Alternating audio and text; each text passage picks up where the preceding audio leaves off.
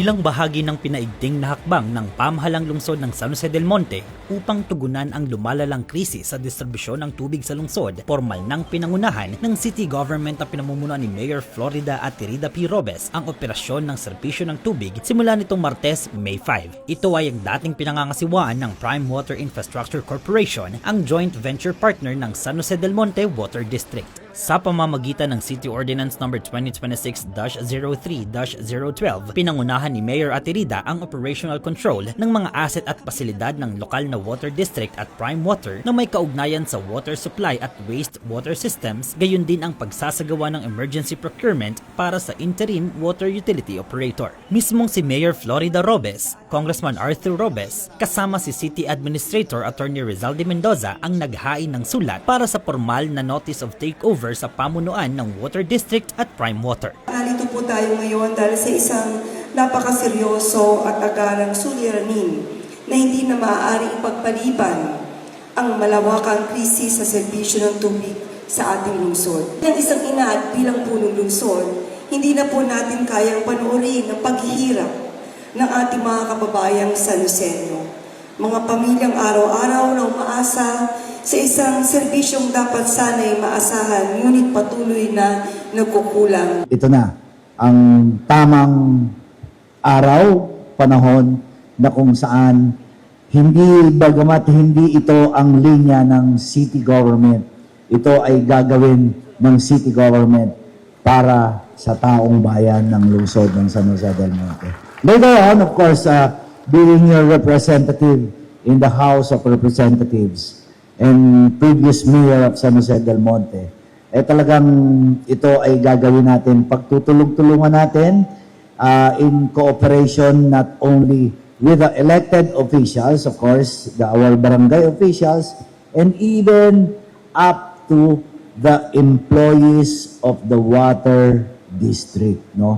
So kailangan namin ng inyong kooperasyon ng bawat isa dahil para mapanatili nating mas maganda, mas maayos, mas malinis, at mas murang tubig sa ating mga kababayan. Formal namang tinanggap ni San Jose del Monte Water District Chairman Aurelio Jose Jr. at Spokesperson Attorney Leia Javier ang naturang dokumento sa harap ng mga department heads ng pamahalang lungsod, mga punong barangay at iba pang sektor sa lipunan. San Jose Water acknowledges City Ordinance Number 2026-2003-012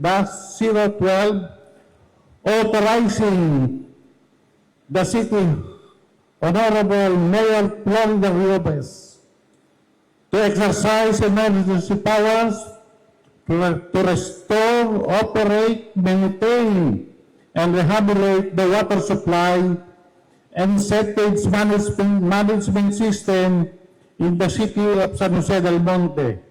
Layunin ng pamahalang lungsod na maibalik ang sapat at maaasahang supply ng tubig sa bawat tahanan sa loob ng isang taon. Inaasahan namang magiging mas bukas, accessible at transparent sa publiko ang isinasagawang takeover. Gagabayan din ng bukas at tapat na komunikasyon ang mga usapin sa billing, supply ng tubig at lahat ng hinaing at reklamo ng mga mamamayan. Ang desisyong ito ay kasunod ng paglalabas ng Notice of Termination ng Water District laban sa joint venture agreement nito sa Prime Water noong Hulyo ng nakarang taon, gayon din ng hindi pag-renew ng business permit ng kumpanya ngayong taon, bunsod naman ng hindi sapat at hindi maaasahang supply ng tubig. Bilang inyong mayor, malinaw ang ating paninindigan.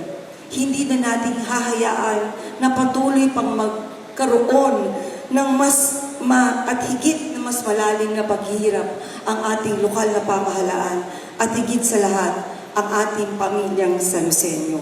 Ngunit ngayon, malinaw na ang ating mandato at kapangyarihan upang kumilos. Pero dahil kinakailangan ng technical expertise sa pagpapatakbo ng water utility, pansamantala lamang ang pangangasiwa ng pamahalang lungsod na maaaring tumagal hanggang Mayo 2027 o hanggang makumpleto ang due diligence process para sa pagpili ng susunod na mga ngasiwa sa water supply ng lungsod.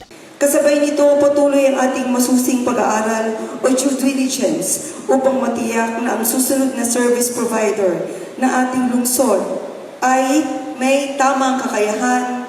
Huwag na po natin bagitin ang iba pa pong mga aspeto.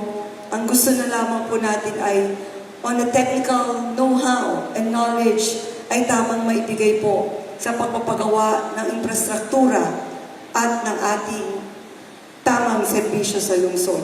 Sa panahon ng transition, inaasahang mananatili sa trabaho ang kasalukuyang mahigit 200 empleyado ng Prime Water upang matiyak ang tuloy-tuloy na operasyon. Samantala, patuloy ang pagsusuri ng Technical Working Group ng lungsod sa mga posibleng susunod na service provider na may napatunayan ng karanasan sa operasyon, gayon din ang technical at pinansyal na kakayahan upang magsagawa ng agarang system improvements at infrastructure upgrades. Kabilang na dito ang Metro Pacific Dumaguete, Hanabana Water Corporation sa Cagayan de Oro City at iba pa. 2018 nang pumasok sa joint venture ang Water District, pero bigo ang kapartner nito na Prime Water na maghatid ng maaasahan at tuloy-tuloy na serbisyo ng tubig sa lungsod. Sa kabila ng paulit-ulit na reklamo at formal na pakikipag-ugnayan ng lokal na pamahalaan, wala pa ring makabuluhang pagbuti sa serbisyo. Dahil sa kakulangan sa supply ng tubig, napilitan ng pamahalang lungsod na gumastos ng humigit kumulang 370 million kada taon para sa mga water tanker at delivery trucks upang mapunan ang kakulangan sa distribusyon. Nagpapatuloy pa rin ang pag-alalay ng city government sa pamamagitan ng walang tigil na water delivery ng Task Force Tugon sa mga apektadong barangay sa lungsod dahil sa mga repair at maintenance activities ng Prime Water. Aktibo ring nakikipag-ugnayan ng pamahalang lungsod sa Local Water Utilities Administration o LUA na siyang nangangasiwa sa mga water districts, Metropolitan Waterworks and Sewerage System o MWSS at National Water Resources Board o NWRB para naman sa pangmatagalang solusyon na matugunan ang pangangailangan sa tubig ng mga San Joseño.